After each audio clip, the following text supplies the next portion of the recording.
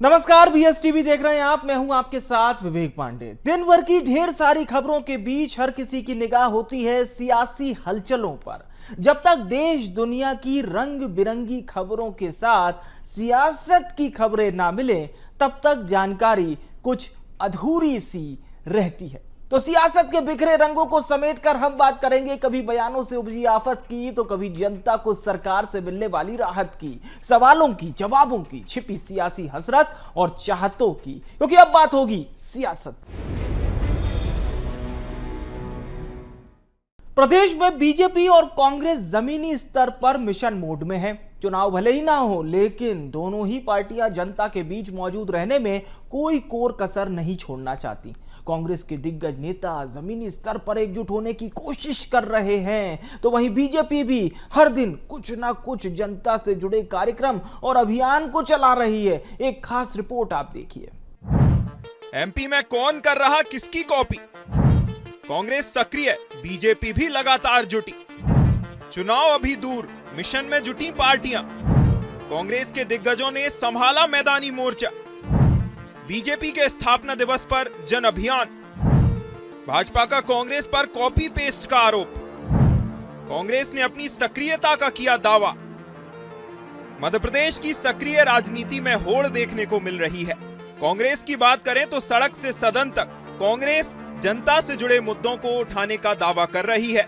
PCC chief Jitu Patwari, प्रदेश प्रभारी, नेता प्रतिपक्ष समेत कांग्रेस के दूसरे दिग्गज नेताओं ने जमीनी स्तर पर कमान संभाल रखी है। सभी नेता एक साथ एकजुट होने का संदेश दे रहे हैं और कार्यकर्ताओं को नई ऊर्जा देने का काम कर रहे हैं। स्थानीय स्तर पर गुटबाजी को भी दूर करने की कोशिश की जा रही है। कांग्रेस के तमाम दिग्गज नेता लगातार सक्रिय नजर आ रहे हैं।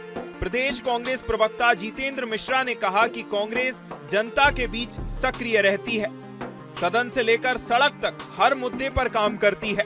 तो इनका स्थापना दिवस कोई मायने नहीं रखता है। कभी जनसंघ के नाम से स्थापना दिवस मनाते थे, फिर जनता पार्टी के नाम से नया स्थापना दिवस मनाने लगे, फिर भारतीय जनता पार्टी के नाम से नया स्थापना दिवस मनाने लगे। ये जब तक एक्सपोज नहीं होते, जब तक एक पार्टी को रखते हैं, और जब ये जनता के सामने इनकी कलई खुल जाती है तो नई पार्टी के नाम से सामने आ जाते हैं। कांग्रेस के आरोप पर बीजेपी ने तंज कसा। दरअसल बीजेपी अपना स्थापना दिवस मना रही है। इसके तहत बीजेपी जनता से जुड़े कार्यक्रम बूथ स्तर पर आयोजित कर रही है। ये कार्यक्रम जनहितैषी रहेंगे और जनता से सभी स्तर के नेता संपर्क करेंगे।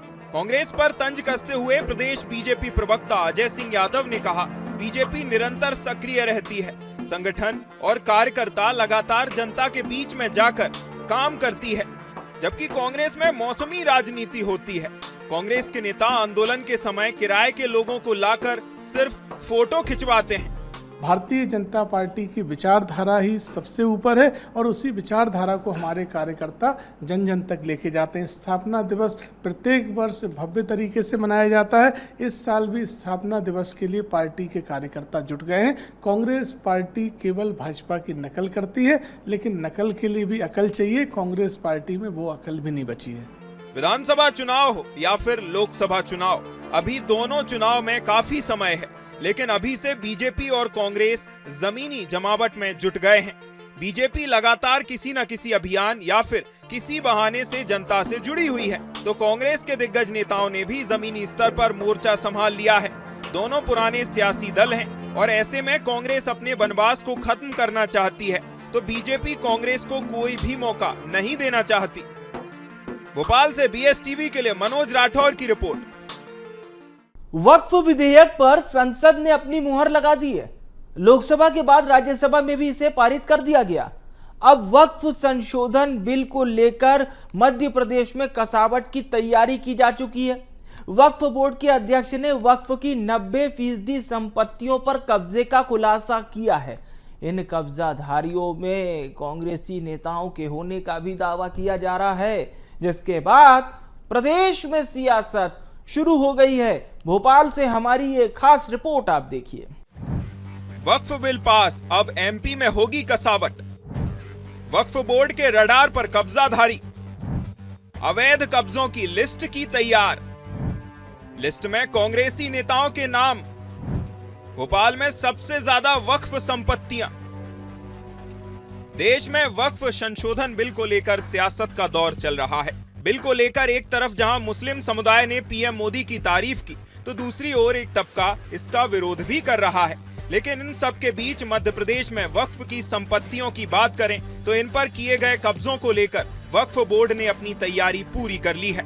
वक्फ बोर्ड इन पर एक्शन लेने की तैयारी कर रहा है।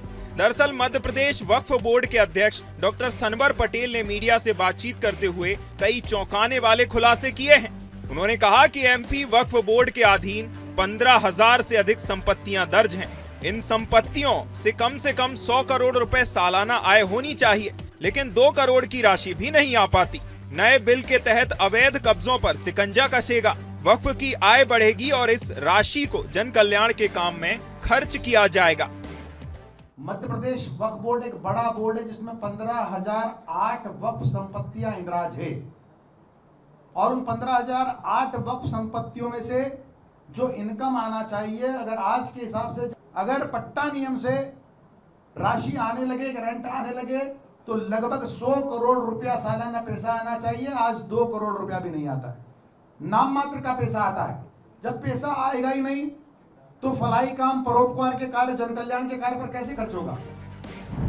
मध्य प्रदेश में वक्फ की 15,000 से अधिक प्रॉपर्टी, सबसे ज्यादा भोपाल में 4,475 प्रॉपर्टी, 90% संपत्तियों पर अवैध कब्जा, 100 करोड़ की जगह मिल रहे महज 2 करोड़। प्रदेश में 5,000 हेक्टेयर कृषि भूमि में 90% पर अवैध कब्जा। वक्फ संपत्तियों में कब्रिस्तान, मुसाफिर खाने, मस्जिदें, कृषि भूमि, शॉपिंग कॉम्प्लेक्स आदि शामिल। भोपाल में प्लेटफॉर्म नंबर 1 की तरफ सराय के रूप में बड़ी प्रॉपर्टी से बोर्ड की कोई इनकम नहीं होती। इस पर कुछ निजी लोगों का कब्जा है। भोपाल टॉकीज के पास बड़ा बाग कब्रिस्तान की जमीन पर बनी दुकानों से बोर्ड को 1 रुपए भी किराया नहीं मिल रहा, जबकि इन दुकानों का किराया लाखों रुपए है। मॉडल ग्राउंड स्टेशन रोड पर वक्फ बोर्ड की 15 दुकानों से भी कोई किराया नहीं मिलता। यही नहीं, कुछ लोगों ने वक्फ की संपत्तियों को अपनी आजीविका के लिए मामूली राशि के लिए किराए पर दे रखा है और दूसरों को किराए पर देकर लाखों रुपए कमा रहे हैं। यानी वक्फ से 100 रुपए किराए पर लिया और दूसरे को 10 से 20 हजार रुपए किराए पर दे दिया। सनवर पटेल का दावा है कि अभी वक्फ बोर्ड की संपत्तियों से सालाना 1 से 2 करोड़ रुपए ही कमाई हो रही है। यदि संपत्तियों से अवैध कब्जा हट जाए तो बोर्ड की 100 करोड़ रुपए सालाना कमाई होगी। मध्य प्रदेश वक्फ बोर्ड ने इस पर जब काम किया तो कांग्रेस के एक नेता पर 7 करोड़ 11 लाख की आरआरसी जारी हुई। रियाज खान, उज्जैन, 7 करोड़ 11 लाख रुपए रेवेन्यू रिकवरी सर्टिफिकेट इन्होंने 15 दुकानें वक्फ बोर्ड में बता रखी है और पिछले 20 साल से वहां 115 दुकान बनाकर उसके किराए से अपने घर को अवैध रूप से भरने का काम कर रहे थे। तो ऐसे ही 1 करोड़ 84 लाख रुपए की आरआरसी सागर के बीना में काजी साहब हैं, उनके ऊपर निकली, वो भी घोषित कांग्रेस के नेता हैं। इसी प्रकार नईम खान भोपाल के हैं, उनके ऊपर भी लगभग 1.25 या 1.5 करोड़ रुपए की आरआरसी जारी हुई है। तो अधिकांश लोग कांग्रेस के नेता हैं और आज उन्हीं के पेट में दर्द हो रहा है। उज्जैन में कांग्रेस नेता रियाज ने वक्फ में 15 दुकानें बताई। बोर्ड की जांच में 115 दुकानें मिली, 7.11 करोड़ की आरआरसी जारी की। बीना में कांग्रेस नेता इकबाल 1.84 करोड़ की रिकवरी निकली। भोपाल में कांग्रेस नेता नईम खान 1.25 करोड़ रुपए आरआरसी जारी की। दरअसल जेपीसी के बाद 15 बिंदुओं पर जानकारी जुटाई गई थी और कलेक्टरों से फिजिकल वेरिफिकेशन कराया गया। एमपी वक्फ बोर्ड ने 15 में से 12 बिंदुओं पर जानकारी भेज दी। अब एमपी के लिए नया पोर्टल वामसी नाम से बनाया जा रहा है। शेष 3 बिंदु राजस्व विभाग से संबंधित हैं, जिसमें राजस्व रिकॉर्ड में संपत्तियों की क्या स्थिति है, निजी है या सरकारी है, बंदोबस्त से पहले जमीन का खसरा नंबर क्या था, इसकी जानकारी कलेक्टरों से मांगी गई। प्रदेश में वक्फ की प्रॉपर्टी पर अवैध कब्जा करने वालों पर शिकंजा कसने की तैयारी है। वहीं दूसरी ओर इस बिल को विपक्ष कोर्ट में चुनौती देगा। All India Muslim personal law board के एग्जीक्यूटिव मेंबर और कांग्रेस विधायक आरिफ मसूद ने कहा कि हम इस बिल के खिलाफ कोर्ट जाएंगे और आंदोलन करेंगे। इस काले कानून को कोई भी अल्पसंख्यक वर्ग का व्यक्ति नहीं मानेगा। ये बिल वक्फ की संपत्तियों को संरक्षण करने नहीं, उन पे अतिक्रमण करने का है, लेकिन हम इसको एक्सेप्ट नहीं करेंगे और आंदोलन हर हाल में होगा। न्यायालय जाना होगा तो न्यायालय भी जाएंगे। वक्फ संशोधन बिल को लेकर प्रदेश में पहले से जरूरी तैयारियों को पूरा कर लिया गया। वक्फ बोर्ड ने अवैध कब्जे वाली प्रॉपर्टी को चिन्हित कर लिया। बोर्ड ऐसे लोगों के खिलाफ एक्शन भी लेगा, उनसे वसूली भी करेगा। एक तरफ प्रदेश में बोर्ड इस बिल के प्रावधानों के तहत काम करने की तैयारी में है, तो दूसरी तरफ विपक्ष इस बिल को कोर्ट में चुनौती देने की बात कह रहा है। भोपाल से BSTV के लिए मनोज राठौर की रिपोर्ट। सत्ता संभालने के बाद बीजेपी सरकार ने निगम मंडलों में नियुक्ति कर कार्यकर्ताओं और नेताओं को जिम्मेदारी सौंप दी। असंतुष्ट लोगों को बीजेपी के अनुशासन ने तो शांत रखा, लेकिन देर सवेर छत्तीसगढ़ की सियासी गाड़ी चल पड़ी है। एक खास रिपोर्ट आप देखिए और समझिए क्या कुछ चल रहा है इसे लेकर सियासत में।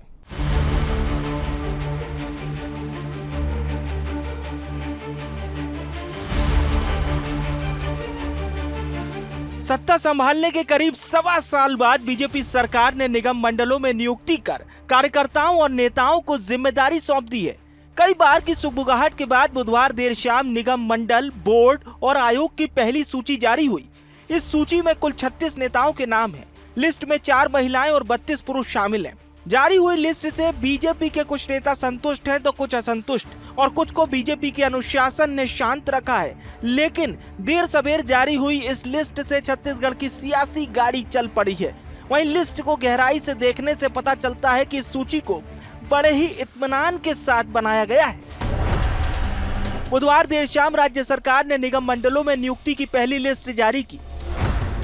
लिस्ट में भाजपा के थिंक टैंकर्स ने और दिग्गज नेताओं ने किया सोशल इंजीनियरिंग पर फोकस। निगम मंडलों की नियुक्तियों में सामान्य वर्ग और ओबीसी को साधने सोशल इंजीनियरिंग दिखी।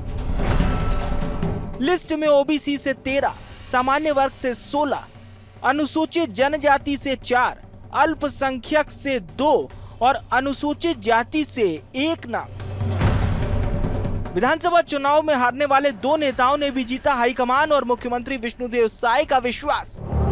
ये तो बात हुई बीजेपी के सोशल इंजीनियरिंग और वर्गों को साधने की, लेकिन इस लिस्ट के सामने आने के बाद कुछ नेताओं ने संगठन से नाराजगी भी जताई है। हालांकि सोशल मीडिया का पोस्ट कुछ घंटे बाद डिलीट भी हो गया। वहीं कुछ नेताओं ने अलग अलग अंदाज में अपना विरोध जताया। इस पूरे मसले पर अंदर ही अंदर बीजेपी अपना अनुशासन का डंडा भी चला रही है, लेकिन इन सभी पोस्ट ने कांग्रेस को जरूर तंज कसने का मौका दे दिया। देखिए, छत्तीसगढ़ है, इसलिए 36 लोगों को अभी मौका मिला है और हमारे बहुत ही जुझारू कर्मठ भारतीय जनता पार्टी के कार्यकर्ता 36 लोगों को मौका मिला है। वैसे हमारे कई ऐसे कार्यकर्ता हैं जो योग्यता रखते हैं, परंतु सभी को बनाया जा पाना संभव होता नहीं है। जिस तरह से अनुमान था, कांग्रेस हमेशा इस बात को बोल रही थी कि इनके अंतर्गत सामंजस्य नहीं है, तालमेल नहीं है, सिर फुटबॉल की स्थिति है और इसीलिए लोग निगम मंडल और मंत्रिमंडल का रिक्त पद को गठन नहीं कर पा रहे थे। और आज देर सवेर चलिए लिस्ट आ भी गया उनका, तो आज लिस्ट आने के बाद में आज वो स्थिति है कि इन लोगों में सिर फुटबॉल की स्थिति आज बन गई है। निगम मंडलों में नियुक्ति की पहली सूची जारी हुई। अब लिस्ट पर सियासत भी हो रही है। बहरहाल राजनीति में जिन जाति वर्गों को लेकर सियासत कुछ अलग अंदाज में चलती है और दिखाई देती है, उससे ताल्लुक रखने वाले चेहरों को भी पूरा अवसर दिया गया है। दूसरी ओर बीजेपी में पहली बार अनुशासन के अलावा विरोध के सुर भी सुनाई दिए। अब आने वाले समय में सियासत इस लिस्ट में क्या मोड़ लाती है, वो भी देखने वाली बात होगी। Bureau report, BSTV Chhattisgarh. Mahadev सट्टा ऐप घोटाला मामले में पूर्व मुख्यमंत्री भूपेश बघेल के खिलाफ FIR दर्ज की गई, जिसके बाद से ही भूपेश बघेल को उनकी गिरफ्तारी का डर सताने लगा है। बीजेपी का कहना है कि जांच एजेंसियां पूरे मामले में निष्पक्ष जांच कर रही हैं। छत्तीसगढ़ में FIR पर आखिर क्यों सियासत हो रही है, एक खास रिपोर्ट के जरिए आप समझिए। इनकी मंशा यही है कि भूपेश बघेल को गिरफ्तार किया जाए, तो सारी रचना इस प्रकार से की गई है। मैं भी दिल्ली भी जा रहा हूं, अपने नेताओं को भी अवगत कराऊंगा, वकीलों से भी बात करूंगा। छत्तीसगढ़ में सीबीआई पर सियासी पारा हाई हो गया है। पूर्व मुख्यमंत्री भूपेश बघेल ने आशंका जताई कि उन्हें जेल भेजा जा सकता है। मामला महादेव सट्टा ऐप घोटाले का है, जिसमें सीबीआई की जांच की रफ्तार बुलेट ट्रेन से भी तेज हो गई है। सीबीआई ने 26 मार्च को रायपुर, भिलाई, दुर्ग, राजनांदगांव के साथ ही मध्य प्रदेश के भोपाल, दिल्ली और पश्चिम बंगाल के कोलकाता समेत 60 ठिकानों पर छापामार कार्रवाई की। अब चर्चा पूर्व सीएम भूपेश बघेल पर एफआईआर को लेकर हो रही है। दरअसल मंगलवार को महादेव मसले पर ही एफआईआर की कॉपी सामने आई, जिसमें भूपेश बघेल को भी आरोपी बनाया गया। अब इस मसले पर यह पूर्व मुख्यमंत्री के खिलाफ दूसरी एफआईआर है। भूपेश बघेल ने बीजेपी की सरकार पर कई गंभीर आरोप लगाए हैं, जिसमें संरक्षण देने की बात और कांग्रेस के कार्यकाल में हुई कार्रवाइयों का जिक्र है। इधर बीजेपी भी कार्रवाई को लेकर पूर्व मुख्यमंत्री पर हमलावर है। मंत्री श्याम बिहारी जायसवाल ने इस बात पर जोर दिया कि जनता की गाढ़ी कमाई लूटने और सत्ता के दुरुपयोग करने वालों पर कार्रवाई तो होगी ही। लगातार हम लोग छत्तीसगढ़ के मुद्दे को लगातार हाईलाइट कर रहे हैं, राष्ट्रीय मुद्दे पे भी बात हो रही है, तो कैसे रोका जाए, कैसे डाइवर्ट किया जाए, ये उद्देश्य। लेकिन हम अपने उद्देश्य हम भटकेंगे नहीं। हमारा रास्ता सत्य का है। हमने ईमानदारी से कार्रवाई की और ये हमको रोकने के काम कर रहा है। जो भी देश की जनता की, राज्य की जनता की गाढ़ी कमाई को उसको लूटने का काम करेगा या राज्य के जो नियम है उसके विपरीत अपने पद का या सत्ता का दुरुपयोग करके या पावर को दुरुपयोग करके कोई भी जनप्रतिनिधि या अधिकारी ऐसे कृत्य करेगा तो उसके ऊपर कार्रवाई सुनिश्चित है। कुल मिलाकर छत्तीसगढ़ में सीबीआई की कार्रवाई और दर्ज एफआईआर को लेकर सियासत उबाल मार रही है। वहीं भूपेश बघेल की गिरफ्तारी की आशंका भी खूब लाइमलाइट बटोर रही है। देश का बहुचर्चित महादेव मसला और तमाम आरोप अब किसी से छिपे नहीं है। घोटाला भी अनुमानित तौर पर हजारों करोड़ का है। ऐसे में सभी प्रकार की चर्चाएं जायज भी हैं। Bureau report, BSTV Chhattisgarh. I'm BJP future force workshop पर कांग्रेस ने ऐतराज जताया। बीजेपी पर डर्टी पॉलिटिक्स करने का आरोप लगा दिया। कांग्रेस कह रही है कि इस वर्कशॉप से युवाओं का राजनीतिक भला नहीं होने वाला। बीजेपी ने किया पलटवार और कांग्रेस पर कस दिया तंज। किस प्रकार से, इस रिपोर्ट में आप देखिए। आईएम बीजेपी फ्यूचर फोर्स पर ऐतराज। कांग्रेस ने डर्टी पॉलिटिक्स का लगाया आरोप। क्या युवाओं की राजनीति पर मंडरा रहा खतरा? कांग्रेस के आरोप पर बीजेपी ने किया पलटवार। भाजपा ने कहा कांग्रेस को जनता पहले ही समझा चुकी। I'm BJP future force workshop में 25 युवा प्रतिभागियों का चयन दिल्ली जाने के लिए किया गया है, जबकि वर्कशॉप में शामिल 75 युवा प्रतिभागी दिल्ली जाने की दौड़ से बाहर हो गए हैं। दरअसल बीजेपी ने भोपाल में एक वर्कशॉप कराई थी, जिसके लिए प्रदेश के 749 नौजवानों ने ऑनलाइन आवेदन दिया। पार्टी ने इनमें से 100 लोगों को शॉर्टलिस्ट किया। युवाओं का चयन उनकी भाषा की योग्यता, संचार कौशल, राजनीतिक सामाजिक जानकारी, चुनाव लड़ने की महत्वाकांक्षा के आधार पर किया। लेकिन बीजेपी की इस वर्कशॉप पर कांग्रेस को ऐतराज है। ये ऐतराज युवाओं को गलत जानकारी देने को लेकर है। कांग्रेस का आरोप है कि बीजेपी युवाओं को गलत जानकारी देकर गुमराह कर रही है। इससे युवाओं का राजनीतिक भविष्य खतरे में है। प्रदेश कांग्रेस प्रवक्ता स्वदेश शर्मा ने कहा है कि बीजेपी और उसके अनुषांगिक संगठन हमेशा से अंग्रेजी का विरोध करते हैं, लेकिन उनके कार्यक्रम का नाम ही फ्यूचर फोर्स रखा गया है। जिन लोगों को देश की आजादी की तारीख नहीं पता, वह मोदी भक्ति में कुछ भी बोल रहे हैं। ऐसे लोग राजनीति में आकर अपना देश का और पार्टी का भला कैसे कर सकते हैं? भारतीय जनता पार्टी और इनके अनुशांसिक जितने भी संगठन हैं, सब अंग्रेजी का विरोध करते आए हैं। और भारतीय जनता पार्टी का जो प्रशिक्षण कार्यक्रम था, उसका नाम था आईएम बीजेपी फ्यूचर फोर्स, ये नाम था उसका कार्यक्रम का। तो अंग्रेजी से शुरुआत की इन्होंने, और माननीय मुख्यमंत्री महोदय ने उसी दौरान एक सवाल किया, तो उन प्रोफेसर्स ने सवाल का जवाब क्या दिया सुन लेंगे आप।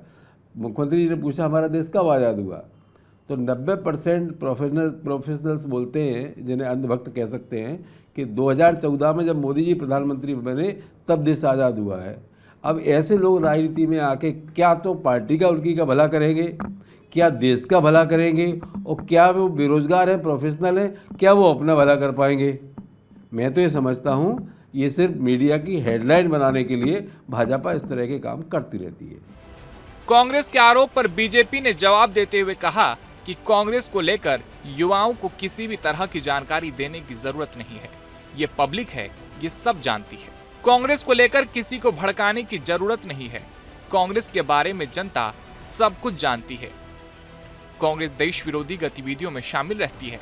उनके नेता सनातन के खिलाफ बयान देते हैं, जबकि बीजेपी में राष्ट्रवाद और विकासवाद का पाठ पढ़ाया जा रहा है। कांग्रेस के अंदर न कार्य है न ही शाला, इसलिए कांग्रेस बिना मुद्दे की राजनीति करती है।